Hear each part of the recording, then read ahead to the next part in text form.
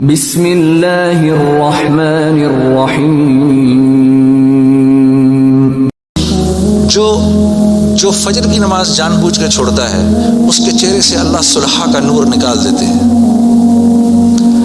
جو ظہر کی نماز جان بوجھ کے چھوڑتا ہے اس کے رزق میں سے برکت ہٹا دی جاتی ہے. جو عصر کی نماز جان بوجھ کے چھوڑتا ہے اللہ اس کے جسم کی طاقت کو سلب کر لیتے ہیں. یہ بیمار رہتا ہے اندر سے، اس کو بیمار رکھتے ہیں. جو مغرب کی نماز جان بوجھ کے چھوڑے گا اس کو اس کی اولاد سے کبھی کوئی نفع نہیں ہوگا. اس کی اولاد ساری زندگی اس کی نافرمان رہے گی. جو عشاء کی نماز جان بوجھ کے چھوڑے گا اس کو کبھی راحت چین کی نیند نہیں آئے گی. تو اس کے علاوہ میں نے دنیا میں کرنا کیا ہے؟ اور یہی 5 چیزیں چاہیے مجھے دنیا کے اندر. ہاں، یہ موت کے بعد ہوگا. فرشتے اعلان کریں گے وَلَكُمْ فِيهَا مَا تَشْتَهِي أَنفُسُكُمْ.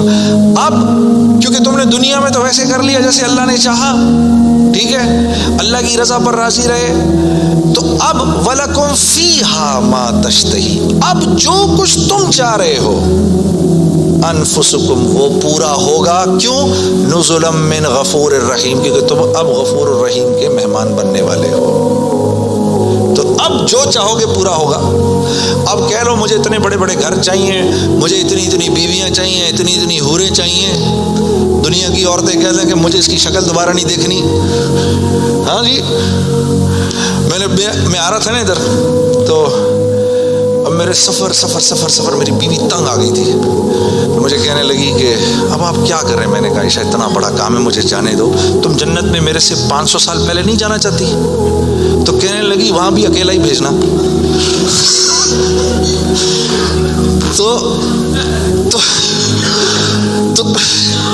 تو پھر مزے ہیں، پھر جو آپ چاہیں گے وہ ہوگا. یہاں پابند کرنا ہے اپنے آپ کو اس دنیا میں، اور پابند کرنا اپنے آپ کو یہ سب سے مشکل کام ہے. یہ سب سے مشکل کام ہے، اپنے آپ کو پابند کرنا. دیکھو انہوں نے اپنے آپ کو پابند کیا، میڈیکل کالج کا تو ڈاکٹر بن گئے. وہاں جو سینئر ڈاکٹرز نے کہا وہی کیا. صبح کہا 8 بجے پہنچنا ہے، 8 بجے پہنچ گئے. وہاں پر جس پیریڈ میں، جس کلاس میں، جس ڈپارٹمنٹ میں انہوں نے کہا جی پڑھو، پڑھتے رہے. اس کے بعد 4-5 سال اپنے آپ کو پابند ہی تو کر کے گزارا، تو 5 سال کے بعد ڈاکٹر بن گئے. آدمی کو اپنے آپ کو پابند کرنا پڑتا ہے. دنیا میں جس چیز کو حاصل کر رہے ہیں اس کے لیے اپنے آپ کو پابند کرنا ضروری ہے. تو دین، اور پھر کیا ہے، جب پابند کیا تو اب ڈاکٹر بن گئے. اب ڈاکٹر بننے کے بعد ڈاکٹر بننے کے جتنے نفع ہیں اب وہ کمائے گا. یہ سیدھی سی بات ہے.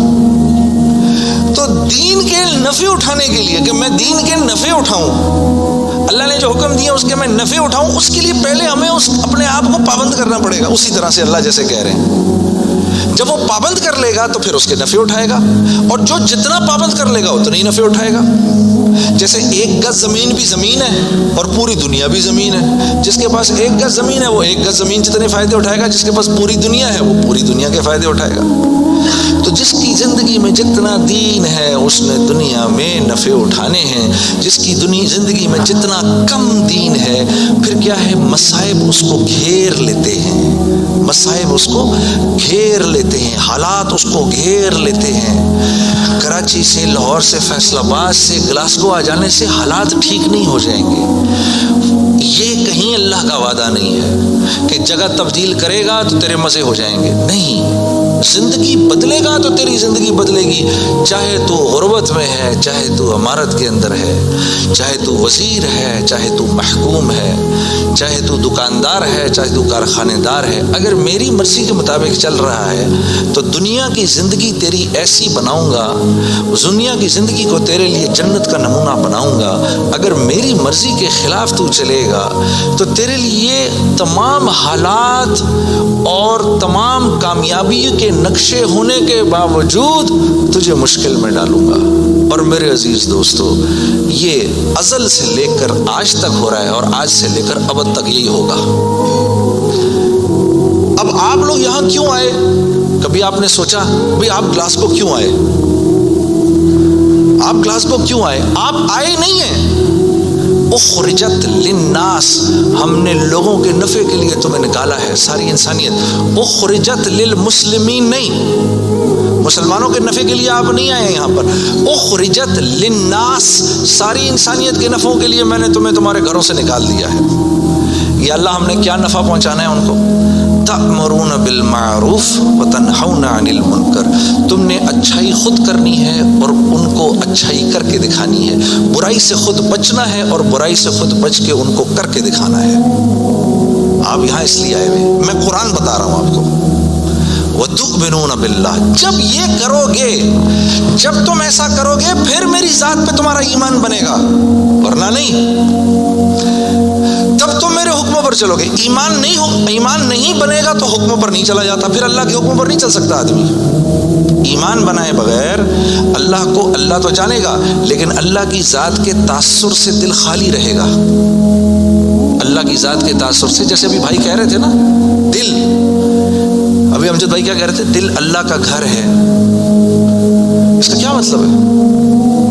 اس کا مطلب یہ ہے، اللہ فرما رہے ہیں میں ساری کائنات میں کہیں نہیں سما سکا ہوں تو صرف ایک مومن کے دل میں آ کے سما سکتا ہوں۔ کیا مطلب ہے اس بات کا؟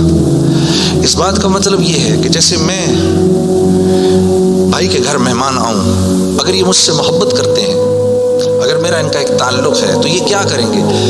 میرے آنے سے 2-3 دن پہلے ہی گھر کو صاف کر دیں گے، گھر صاف کریں گے۔ پھر جس کمرے میں میں نے رہنا ہوگا اس کا کوشش کریں گے کہ بھئی یا تو اگر اس میں اٹیچ باتھ روم ہے تو باتھ روم کلین کیا جائے، پھر اگر باتھ روم قریب میں یا اگر وہاں اندر نہیں ہے تو قریب میں جو باتھ روم ہے اس کو صاف کیا جائے، گھر کی شیٹس بیڈ پہ نہیں لگیں، پردے صاف ہوں، قالین صاف ہو۔ بھئی بچوں کو اپنے کمرے میں نہیں چھوڑنا، بھئی خراب نہ ہو جائے، بھئی کل آ رہے ہیں، بھئی جنید صاحب کل آ رہے ہیں یہاں پر۔ یہ کیا مطلب ہے اس کا؟ یہ مجھ سے محبت کرتے ہیں، یہ نہیں چاہتے کہ میرے دل میں ذرا سی بھی خلش آئے کہ یار یہ مجھے کس کمرے میں، یا کبھی ایسا ہوا ہے کہ گھر میں کوئی نیا مہمان آ رہا ہو تو جس کمرے میں اس کو ٹھہرانا ہے اس کمرے میں بچے بھی کھیل رہے ہیں، گند بھی ہو رہا ہے، اور جب آئے تو بچوں کو کہا کہ ایسا کریں کہ بچے بھی ادھر ہی کھیلتے رہیں گے، تسی بھی اپنا سامان اتنے ہی رکھ دو کدھر۔ کبھی کیا ہم نے اپنے مہمان کے ساتھ؟ تو دل میں ہو اللہ کے غیر کی محبت، اور ہم کہیں یا اللہ تو بھی آ جا ادھر، ایسا نہیں ہوتا۔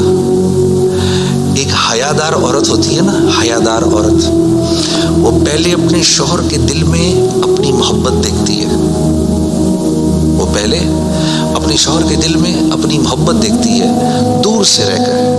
جب اس کو نظر آ جاتا ہے کہ اس کے دل میں میری محبت ہے، پھر قریب آ کے اپنے شوہر کے سینے سے لگتی ہے۔ لیکن ایک بے باک عورت تو یہ بھی نہیں دیکھتی کہ یہ شوہر ہے یا کون ہے، ڈائریکٹ چھلانگ مارتی ہے۔ تو اللہ رب العزت اور نیکی، مثال دے رہا ہوں میں، مثال کے طور پر ایک حیادار عورت کی طرح ہوتے ہیں۔ وہ پہلے آپ کے دل میں اپنی جگہ دیکھے گا، اللہ پہلے آپ کے دل میں اپنی جگہ دیکھتے ہیں، لیکن اگر اس کے اندر اللہ کے غیر کا تعفن ہے، اسی لیے تو پھر نماز میں دل نہیں لگتا۔ اچھا پھر نماز میں دل نہیں لگتا، پھر تھوڑی دیر بعد شیطان کہتا ہے بھائی کیا یار ٹائم ویسٹ کر رہا ہے یار، چھوڑ کوئی اور کام کر۔ ادھر اس نے نماز چھڑائی، ادھر شیطان نے نماز چھڑائی، ادھر آپ اور میں گئے کام سے، ادھر نماز گئی ادھر ہم گئے، بس چھٹی اب فارغ۔ اب فٹ بال کی طرح شیاطین کبھی لات ادھر سے ادھر ماریں گے، کبھی ادھر سے ادھر ماریں گے، کبھی ادھر سے ادھر۔ برکت بھی گئی، زندگی کی برکت گئی، مال میں برکت گئی،